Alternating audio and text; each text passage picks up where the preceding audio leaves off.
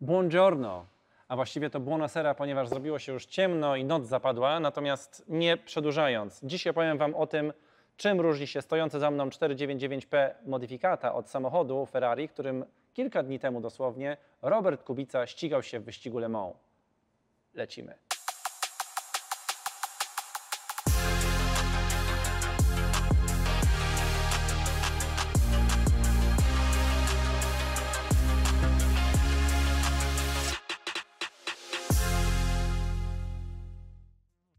Pięćdziesiąt lat. Dokładnie tyle czasu minęło, od kiedy Ferrari wycofało się z wyścigów długodystansowych. Postanowiło wrócić do tych wyścigów wraz ze zmianą przepisów w 2023 roku, przygotowując zupełnie nowy samochód, zupełnie jakby zaczynając od białej kartki. Oczekiwania były ogromne, natomiast udało się te oczekiwania spełnić. Już w pierwszym wyścigu w Stanach Zjednoczonych 499P wygrało, natomiast oczy całego świata zwrócone były oczywiście na najważniejszy wyścig w sezonie, czyli Le Mans.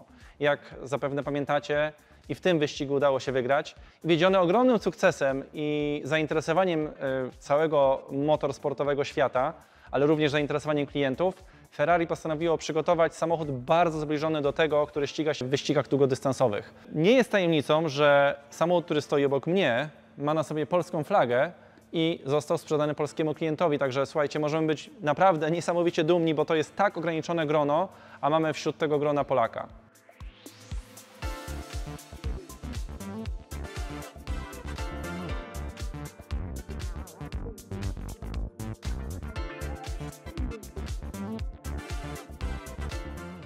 Zapewne fani Ferrari pamiętają model FXXK w ramach programu XX.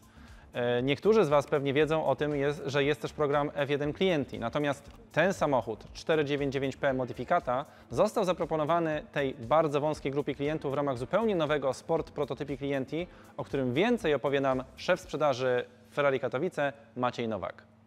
Wraz z wprowadzeniem 499P w klienckiej wersji Modificata Ferrari też wprowadziło nowy program nazwany Sport Prototypi Clienti, opierający się na tych samych założeniach, co znane XX na przykład, czy też F1 Clienti. Zatem fabryka zaprasza wybranych klientów na najbardziej prestiżowe tory na całym świecie, takie jak Suzuka, Nürburgring czy Laguna Seca, gdzie klienci mogą pojeździć swoimi samochodami i tym samym poczuć emocje, chyba po raz pierwszy, dokładnie te same, które towarzyszą kierowcom Ferrari w choćby długodystansowym wyścigu na torze w Le Mans. I tutaj zatrzymując się przy tej kwestii klientów, Ferrari szacuje, że liczba najlepszych klientów marki to jest około 500 na całym świecie.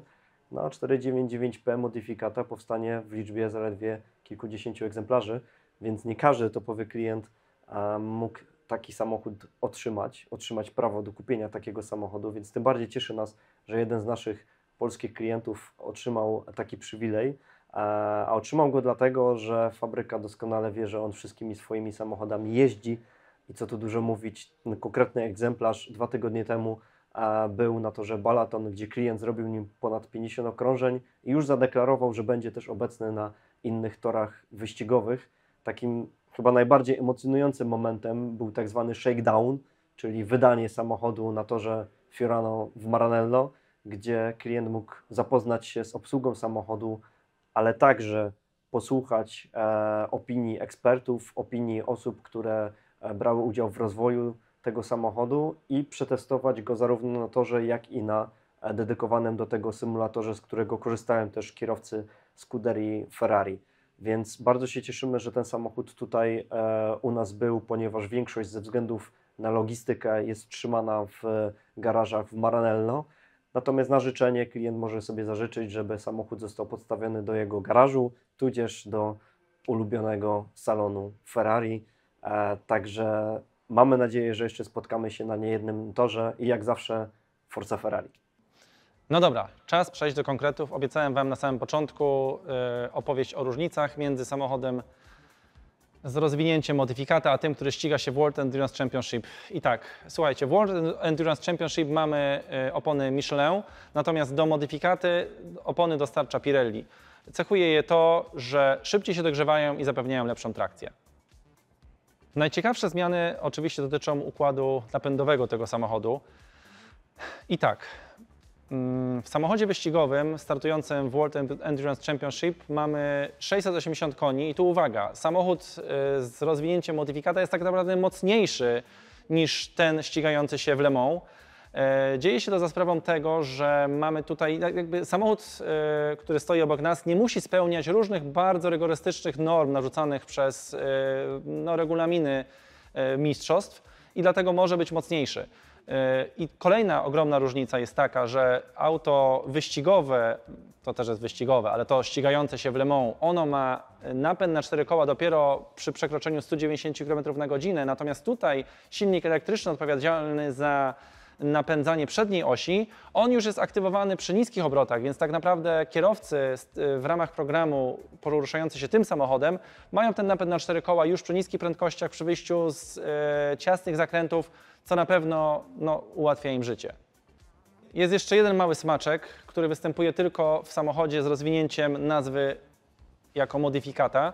Jest to system push to pass. Jest to taki magiczny pstryczek na kierownicy, który odpowiada za wyzwolenie dodatkowych 163 koni, które mamy dostępne tylko przez 7 sekund, natomiast auto korzysta z systemu rekuperacji, więc tak naprawdę co okrążenie możemy z tych dodatkowych 160 koni korzystać.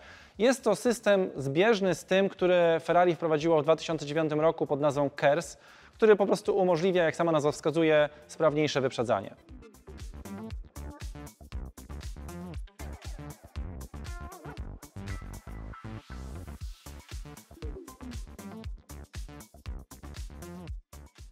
Słuchajcie, może jesteście rozczarowani, bo nie było zbyt wiele do mówienia o różnicach między modyfikatą a tym w pełni wyścigowym samochodzie, ale tak naprawdę wynika to z faktu, że ten samochód jest po prostu niezwykle bliski temu, który ścigał się w Le Mans i w innych wyścigach długodystansowych.